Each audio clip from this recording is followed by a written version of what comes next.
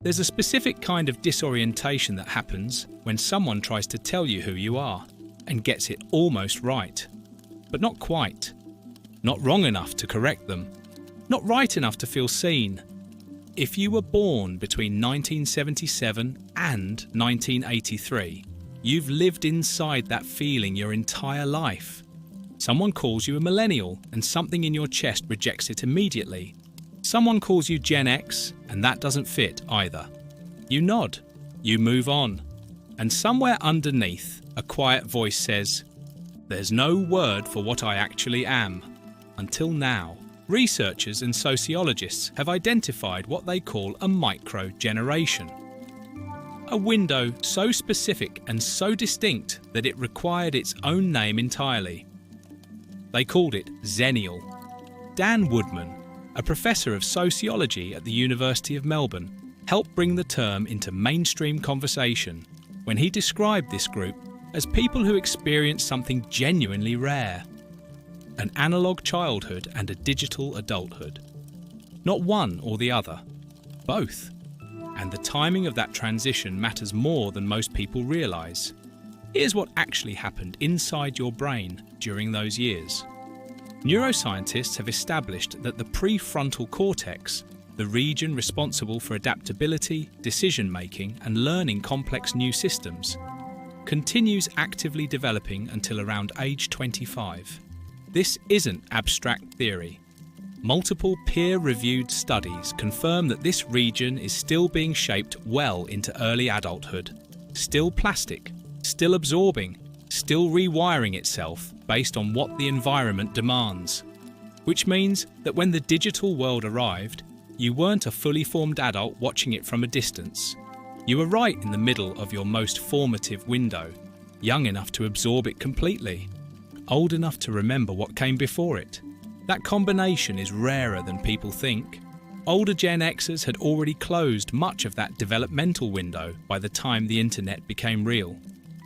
Younger millennials opened their eyes into a world where it was already everywhere.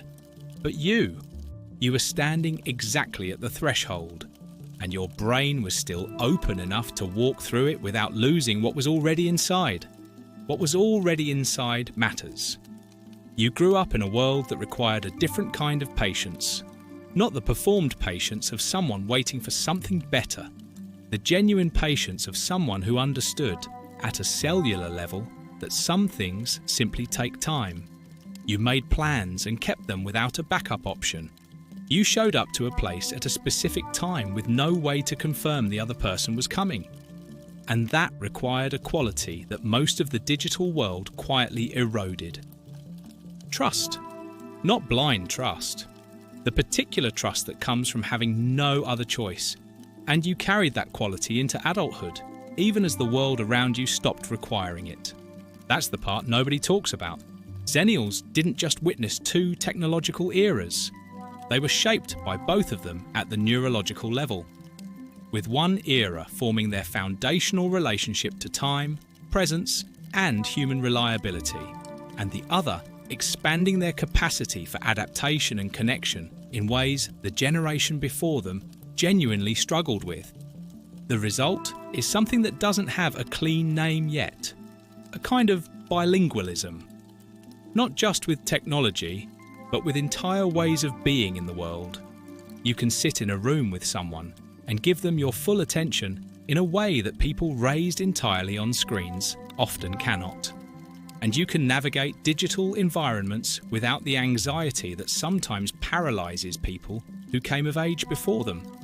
You exist fluently in both registers. And here is where it gets psychologically interesting. Research on identity formation suggests that people who straddle two distinct cultural or experiential worlds often develop what psychologists call a bicultural identity. The ability to move between frameworks rather than being fixed inside one. This doesn't come without a cost. The cost is the chronic feeling of not quite belonging to either side. Too skeptical to be a millennial. Too adaptable to be a true Gen Xer. Too young to claim the cultural markers of one. Too old to authentically inhabit the other. That borderlessness can feel like a kind of exile. But it's also, and this is the part that gets buried, a form of cognitive flexibility that most people never develop. Because belonging completely to one framework means accepting its blind spots as your own. Xennials never fully belonged to either one, which means they kept both sets of eyes. Then came 2008. Many Xennials were in their mid to late 20s, exactly the window when careers are supposed to crystallise, when financial foundations are supposed to form, when the future is supposed to start taking shape. Research on economic hardship consistently shows that financial instability during this specific life stage leaves psychological residue that doesn't simply resolve when circumstances improve. It changes how you think about security, not as something you earn once and keep, but as something fragile, something that can be withdrawn without warning, something you stay quietly ready to lose. Nobody built a generational narrative around that experience for Xennials. Gen X had their recession mythology. Millennials had the 2008 housing collapse written into their collective identity. Xennials got both. The instability of early Gen X economic pessimism and the specific wounds of a financial crisis that hit them at precisely the wrong moment. And they largely processed it alone, without a cultural framework that named it, without a generation large enough to carry the weight of it collectively. That quiet, private processing is very Xennial, not dramatic enough to make headlines, not invisible enough to have gone unnoticed by the people living it. Here is what might be the most honest thing you can say about this micro-generation. They are the last people alive who know what it felt like to be genuinely unreachable. To go hours, sometimes an entire day, with no one able to find them unless they chose to be found. That experience left something behind, a baseline comfort with interiority, a relationship with their own thoughts that doesn't require constant external input to feel sustainable.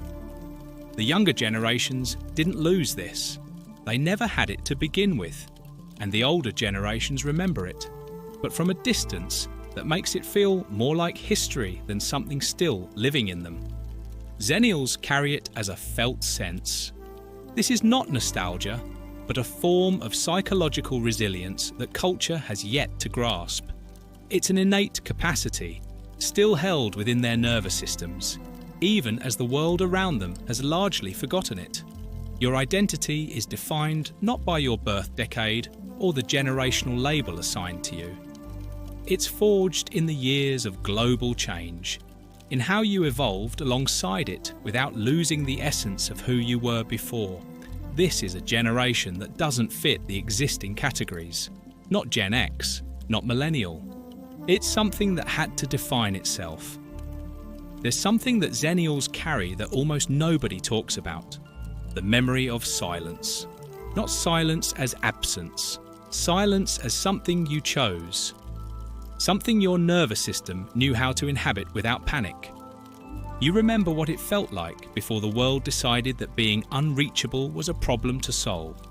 And somewhere in you, that memory is still alive, which makes you something the culture doesn't quite have a word for yet.